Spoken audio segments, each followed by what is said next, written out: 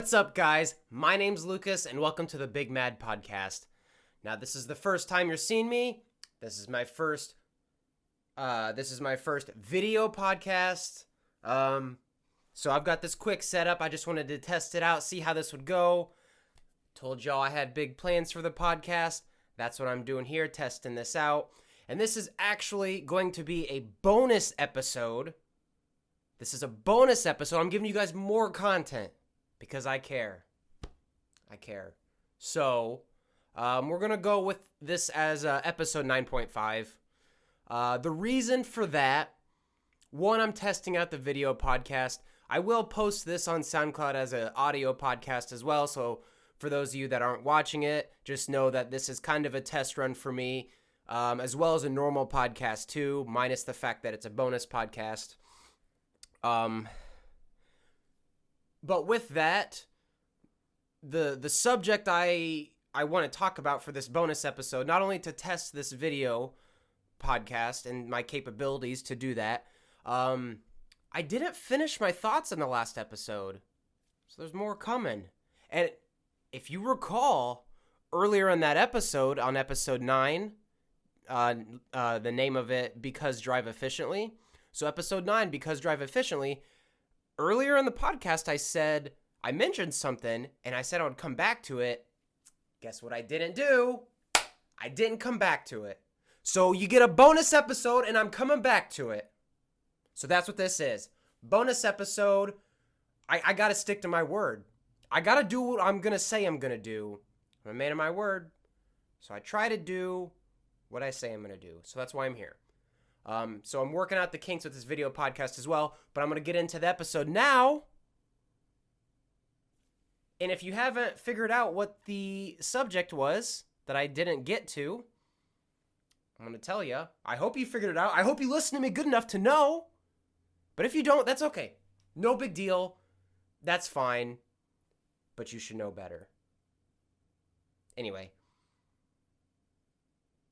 On the subject of driving, I've noticed this. I can't speak for everybody, but in my personal experience, a lot of people don't fucking know what a stop line is.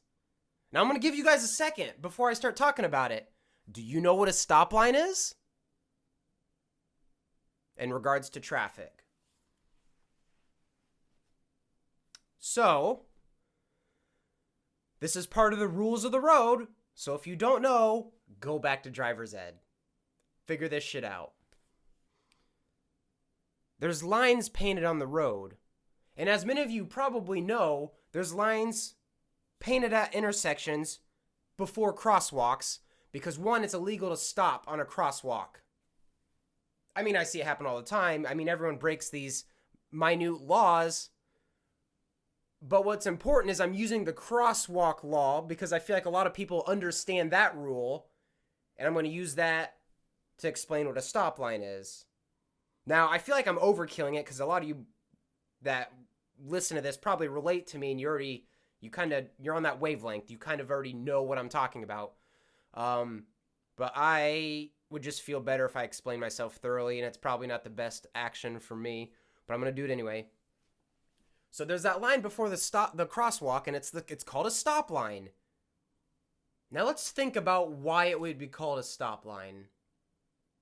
Oh, because it tells you where to stop. Because obviously, if you didn't already know where to stop at an intersection, they paint lines on the road for you. So for these idiots that can't figure it out, they've made it foolproof for idiots. Okay, so you've all seen it. There's the line. Oftentimes it's pretty worn out because traffic goes through it constantly and the paint gets worn off. But what's important about these stop lines is it's critical for traffic efficiency. Okay? So beginning at these stop lines, and I don't know exactly how far back this technology goes, but in the roadway, underneath the road, I don't know the technology like I said, but there's sensors.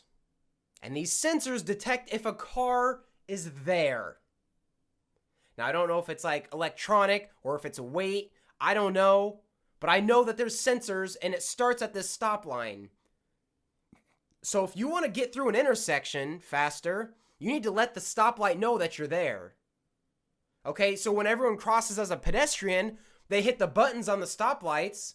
I mean, I don't even know if those work. I'm going to assume they do. Because you're telling the algorithm and the stoplights, hey, prioritize me. There's something here. So it's important to stop on that stop line because you trigger that sensor. And now the lights are going to start moving and they're going to be like, okay, we got a car here. We'll get through that. We sense cars coming this way too. We're going to prioritize accordingly. Now there's always, I'm not the genius with stoplights, but this is what I've noticed. I haven't studied any of this. This is just my observations. Stoplights usually, they go in the same pattern almost every time. It's the same pattern. I'm cooking food and it just beeped and I forgot I was cooking food, so when I heard the beeps, it threw me off. So when you hit these sensors, it's going to accelerate that pattern of the lights and then you're going to go faster. Now, why the fuck on earth do people nearly pull out into the intersection or they pull way behind that stop line? Do people not have spatial awareness? I don't get how you don't figure that out. And I notice it too when you got cars stacking up, you've got a row of cars. Some people leave a car's length between them and the other car, or 2 cars' lengths between them and the car in front of them. Why? I understand you need to leave space because if you get rear-ended, you would have space to not rear-end the person in front of you. I get it, but there's people, it's excessive. I don't get, what are you thinking where you're like, you pull up and there's this huge space and you're like, yep, this is okay. And you don't think anything about this massive gap in front of you.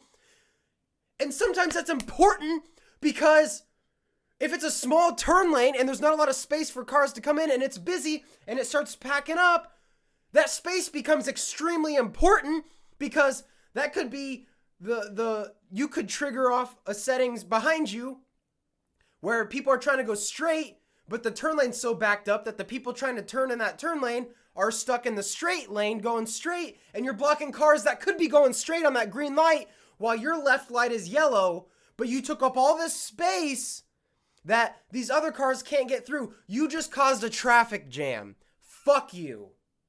Have some spatial awareness. It's not hard. Don't leave 2 to 3 car lengths in front of you. Hell, 1 is already too many. There's a right amount of space, and your common sense should know that.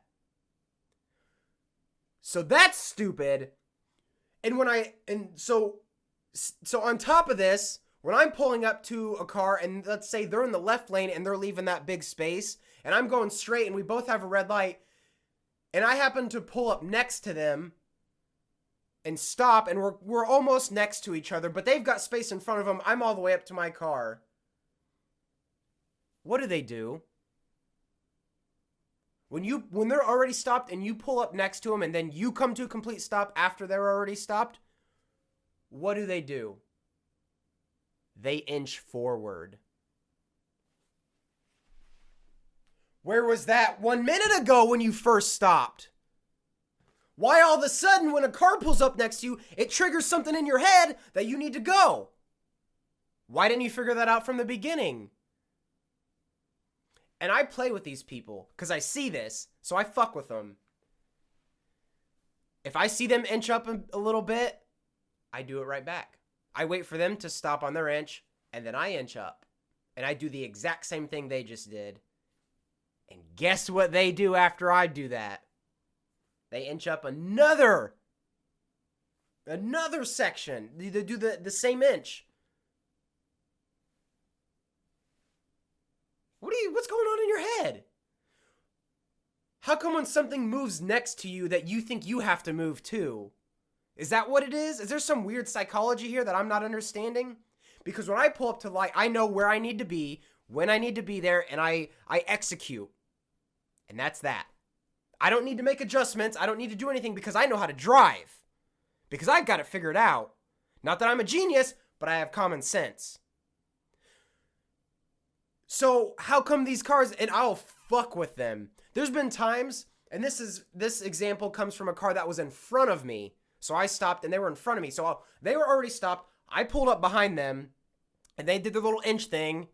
So I do it right back because they're creating space for me and I need to fill that space because space is important at a stoplight, especially a busy intersection where cars need to fit through to turn left, cars need to fit through to turn right, and you can reduce the congestion. Very simple concept. So they did their inch up, I did my inch up, they do it again, I do it again, because at this point I'm having fun. Not only, I'm getting two birds stoned at once because they inch up and I'm filling the gap that they created. Not that it's a huge gap, but I'm just kind of cynical in a way, I guess. I don't know if it's necessarily cynical. I don't mean it to like play with them. I kind of do sometimes, but I'm more or less curious in the psychology of what's going on. I want to see what'll happen. It's almost an experiment for me.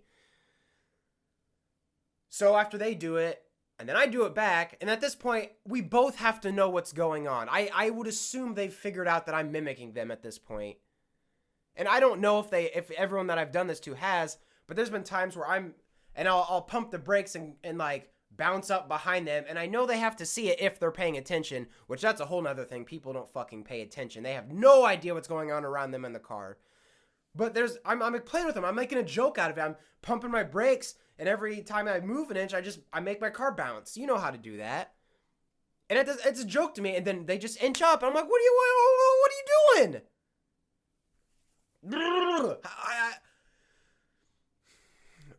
The only thing I can think of that makes sense is when people see something move next to them that they want to move too. I guess that might be the only example there. But man, it's fucking weird. People are weird. Why? Why do you do that shit? So, yeah, I'll fuck with people. It's a psychology experiment for me. It's funny to me too. When I see people doing weird shit, I kind of like to egg it on just to see how far it'll go. But I think a lot of my frustrations on the road can be attributed to people that are just oblivious to what's going on around them. Like, I'm the type of person where things that inconvenience me, like the inconvenience doesn't necessarily piss me off. Sometimes it does. What pisses me off the most is the principle of that person's actions that caused me the inconvenience. So it's the thought of that.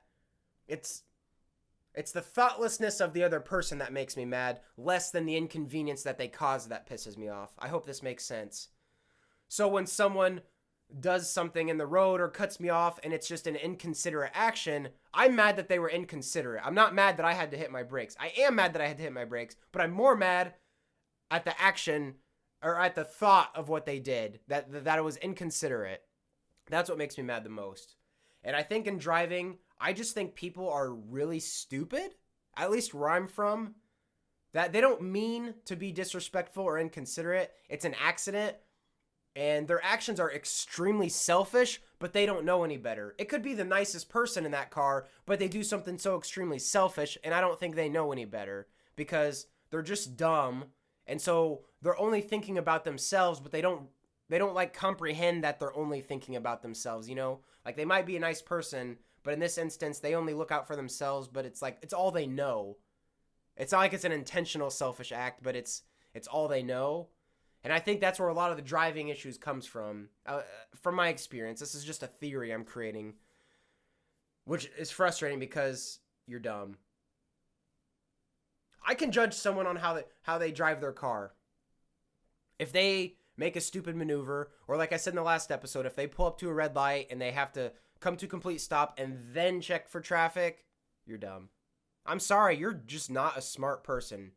You probably don't know how to do your taxes on TurboTax if that's you. You're dependent. You can't go without being in a relationship with someone because you can't function by yourself. You're just a fucking sheep.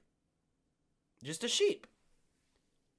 And I'm speaking in like a generalizing a whole group, and I know that that's not always accurate, but I think 80% of the time I'd be right. It's like, I don't remember the number of the episode, but it was bad drivers share Minion memes. That's it. Like, if you're a bad driver, you're just a normie, you're just stupid. You're just not a lot going on up here. You may be the nicest person. Hell, you may even have a great job and make a lot of money, but that doesn't always make you smart. See, you got to think of things in an efficient manner, and I don't think people do that because they're stupid. So if you learned anything from my podcast, it's that bad drivers share Minion memes. We're done here. That's it. I mean, that's the best thing I've got figured out, so I gotta check my time. I didn't mean to make this as long as a normal episode, but I'm here for you guys, giving you content. So, thanks for tuning in to the bonus episode. This is the first time I've done this. This is the first time I've made a video podcast. So obviously with a video podcast, I'm going to post on video platforms, primarily YouTube. I know I've heard from people that think YouTube would be an easier way to listen to the episode, because I send my friends and family the link to Spotify, and I've gotten feedback from people that don't use Spotify.